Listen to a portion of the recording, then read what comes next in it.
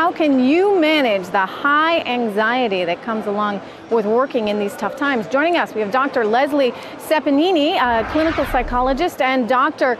Doug Hirschhorn, peak performance coach and CEO of dr.doug.com. So do you go by Dr. Doug then? Yes. That's the official title. So Dr. Doug, what do you recommend for folks right now that are getting pretty nervous about this job economy? Accept the nervousness as a normal experience that we're all going through right now. It's prevalent across society, but focus outside of yourself is the most effective strategy I can tell people right now.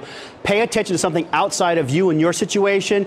I did an experiment the other day. I was at a local coffee shop in Grand Central, line full of people. I walked up to the front of the line. I said, I want to buy a cup of coffee for everybody in this cup of line. It cost me maybe $40 to do that, but I put a smile on 10 people's faces.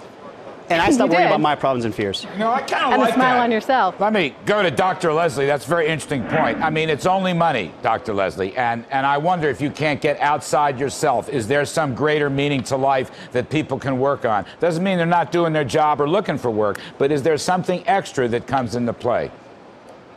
Yeah, I believe that this is a time to get back to family matters. That means coming home, having dinner with your family, and also rephrasing what's going on in the economy as something positive. In other words, come home, tell your children, look, we're going on a new journey. This is a new adventure. If it's 51% good, focus on the 1% that takes you over.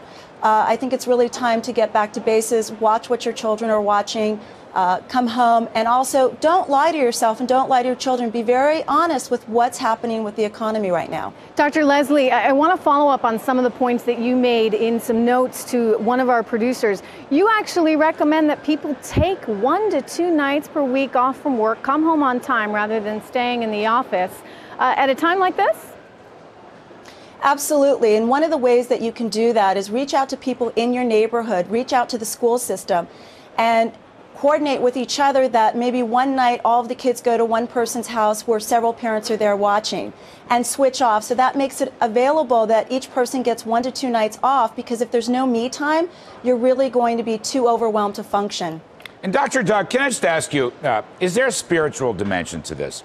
During stress, I mean, financial insecurity is difficult, but it's not everything in life. These tragic suicides, as I often say, money is not everything in life. Is there a spiritual dimension? I'm not going religion here. I'm just saying a spiritual dimension. I really do think there is, and it doesn't matter what, it transcends all religions, which is the beauty. It's about humanity. Having faith, having an underlying faith that things will improve in the future, that it's just money. My clients on Wall Street make lots of money and lose lots of money. It's just part of their daily operations, but the rest of the world is not used to that experience. But at the end of the day, it is just money. It's not health. It's not your children. It's not the real important things, the core things in life. You got to keep things in perspective, especially times like this. You know, excellent points. Dr. Leslie, to follow up on that, as Americans, wouldn't you say that we're almost inherently resilient? I mean, as tough as things are right now, if you look back on every other downturn in history, we always break out, and it's usually the American consumer that leads us out. So what does that tell us about American psychology?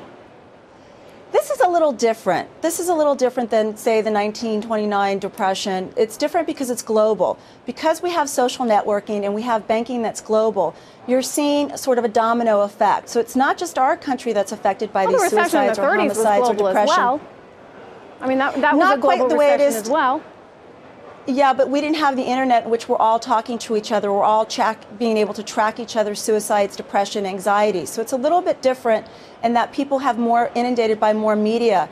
And the more inundated they are, the more likely they are to maybe get more overwhelmed. We're not victims, Leslie. I mean, I think we are absolutely not victims. We're not victims. Listen, we have the opportunity to inject higher calling and purpose into our lives, as was discussed before. Faith can play a role.